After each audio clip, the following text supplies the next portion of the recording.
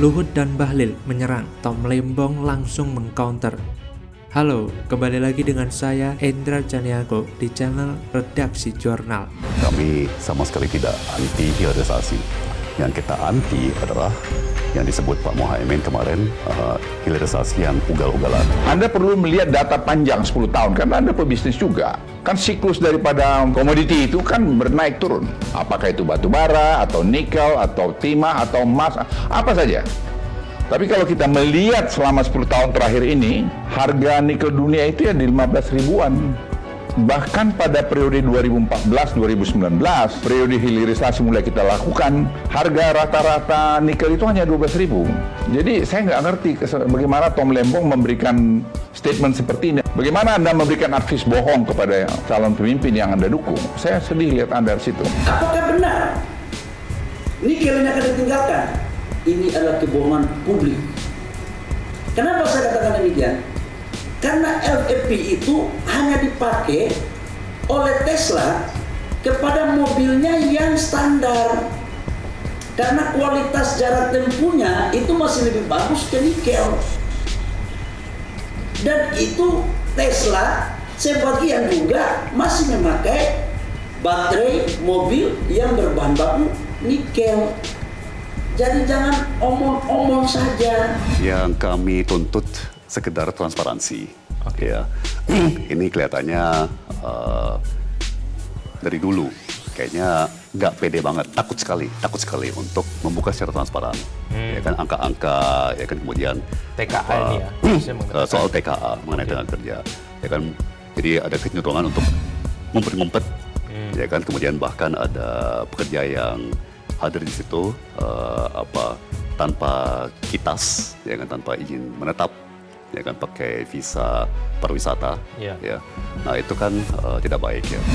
Kedua Menteri Pemerintahan Presiden Joko Widodo, yaitu Menko Bidang Kemaritiman dan Investasi Luhut Binsar Panjaitan, serta Menteri Investasi atau Kepala Badan Koordinasi Penanaman Modal atau BKPM, Bahlil Lahadalia, geram dengan pernyataan Kapten Timnas Amin, Thomas Lembong, soal hilirisasi nikel yang dinilai ugal-ugalan, sehingga membuat harga nikel dunia anjlok. Luhut lewat media sosialnya membalas kritik Tom Lembong soal harga nikel anjlok gara-gara hilirisasi dan mengklaim harga nikel saat ini lebih baik sebelum pemerintahan menjalankan hilirisasi. Setali tiga uang, Menteri Investasi atau Kepala Badan Koordinasi Penanaman Modal atau BKPM, Bahlil Lahadalia, menampik tudingan hilirisasi dilakukan secara ugal-ugalan. Soal nikel yang tidak lagi diminati pasar, Bahlil menyebutnya sebagai kebohongan publik. Bahkan, Luhut juga menyampaikan bahwa Tom Lembong tidak berhasil merampungkan program Online Single Submission atau OSS saat dirinya masih menjabat sebagai Kepala BKPM. Bahlil juga menyatakan hal yang sama. Sistem OSS, kata Bahlil, berhasil diimplementasikan di bawah kepemimpinannya. OSS saat ini bahkan berhasil mengeluarkan sebanyak 11.096 izin per hari.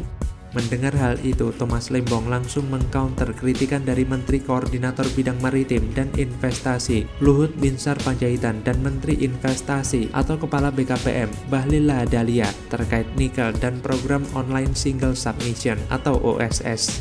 Soal nikel, Tom Lembong mengatakan dirinya siap beradu data hingga gagasan terkait dengan harga hilirisasi nikel.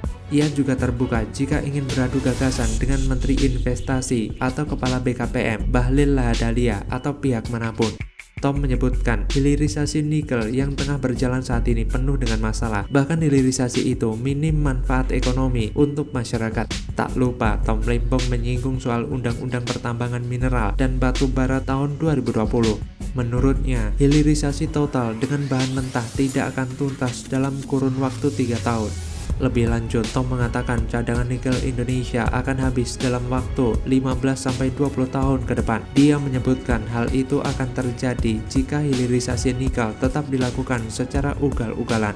Dan soal OSS, Tom Lembong menyampaikan bahwa OSS merupakan program super gimmick dan merupakan ide yang sangat konyol. Menurutnya, perizinan berusaha seharusnya tidak bisa diterbitkan hanya dalam waktu 5 menit seperti pada sistem OSS saat ini. Tom mengatakan ide dari program OSS sebenarnya sangat baik, yaitu mendigitalisasi dan mengintegrasikan sistem di kementerian dan lembaga, juga pemerintah daerah. Namun demikian, pekerjaan ini menurutnya tidak bisa selesai dalam waktu cepat. OSS diluncurkan pada 2018 saat Tom Lembong masih menjabat sebagai Kepala BKPM, di mana jabatannya berakhir pada 2019. Dia mengatakan sistem OSS merupakan pekerjaan puluhan tahun, tidak bisa selesai hanya dalam waktu 1 tahun. Bahkan dia menilai sistem OSS saat ini pun masih banyak kekurangan dan belum bisa dikatakan selesai. Hal ini juga disampaikan sendiri oleh Bahlil bahwa sistem OSS saat ini seperti Avanza Second, bukan Mercy, mengingat juga anggaran yang dialokasikan pada sistem OSS terbatas. Tom juga mendengar dari investor bahwa sistem OSS masih sangat berantakan. Memang makin panas konflik menteri dan mantan menteri ini semua tentu ulah dari Gibran. Akibat menyebut nama, efeknya jadi kemana-mana, menyeret orang yang tidak ikut debat. Gibran walaupun masih muda, belum sampai 40 tahun, tapi harus paham bila semua perilaku dan perkataannya akan berakibat ke banyak hal, apalagi pernyataan dan perilaku dirinya di momen resmi seperti debat Capres kemarin. Masyarakat memerlukan informasi yang baik, bukan malah disuguhkan gimmick dan gestur yang negatif, apalagi terkesan tidak sopan. Akibatnya, perang semakin meluas kemana-mana. Lantas bagaimana kalau menurut Anda? Memalukan, kampanye terselubung Jokowi tebar bansos jelang Pilpres. Uang rakyat diijon untuk kampanye anaknya? Halo, selamat datang di channel Redaksi Jurnal.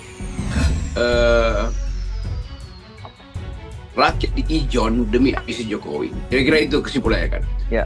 Ini kan diijon, dikasih uang supaya nanti suara itu diberikan kepada Jokowi. Ini semacam maklar yang memaksa. Kalau maklar masih mending lah. Ini kan maklar kekuasaan. Jadi semua peralatan dia kerahkan tuh. Nah, kita membayangkan bagaimana sejarah akan ditulis nanti bahwa satu pemilu yang di ujung masa Pak Jokowi, ternyata Jokowi hanya bertindak sebagai maklar, bukan negarawan itu. Maklar duit rakyat untuk menipu rakyat, kan itu jadinya kan. Dan lebih gilanya lagi, bansos yang menjadi senjata ampuh Jokowi untuk menaikkan popularitas Prabowo itu semakin masif dikucurkan. Bahkan Jokowi dikabarkan merapel bansos yang harusnya dikucurkan sampai bulan Maret, dipampatkan semua di bulan Februari, bulan pemilihan. Dan bansos itu banyak diklaim oleh tim ses Prabowo sebagai bansos Jokowi. Padahal bansos itu adalah bantuan sosial yang menggunakan uang negara dan bukan uang pribadi. Semua fakta kecurangan itu semakin membuka mata masyarakat bahwa telah terjadi berbagai kecurangan untuk hanya sekedar memenangkan Prabowo di Pilpres kali ini. Persiapan dia itu memang tidak sempurna tuh, karena itu dia mau sempurnakan dengan memanfaatkan kekuasaan terakhir atau sisa kekuasaan yang masih dia miliki kan. Kalau Pak Jokowi itu betul-betul seorang player politik, pakai kemampuan dia untuk hegemoni itu, bukan dengan hegemoni artinya tanpa urusan material dia bisa poles pikiran rakyat supaya memilih anaknya kan. Misalnya dengan terus menggaungkan IKN bagus, generasi baru itu akan tumbuh. Kalau itu yang dia lakukan ya oke, tapi bukan dengan cara kasar. Ini kan namanya kasar kan. Merampas uang rakyat dan dikembalikan pada rakyat seolah-olah itu hadiah tuh. Presiden Joko Widodo memberikan bantuan sosial tambahan berupa bantuan langsung tunai BLT tahun ini.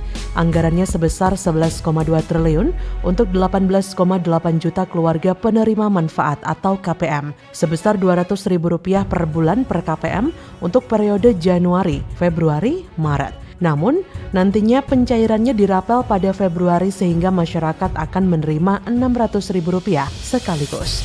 BLT terbaru ini ibarat tahu bulat yang digoreng dadakan. Terlebih bantuan diberikan di tengah masa kampanye Pilpres 2024 sehingga menimbulkan berbagai persepsi. Pasalnya, putra sulung Jokowi, Gibran Rakabuming Raka, menjadi salah satu cawapres.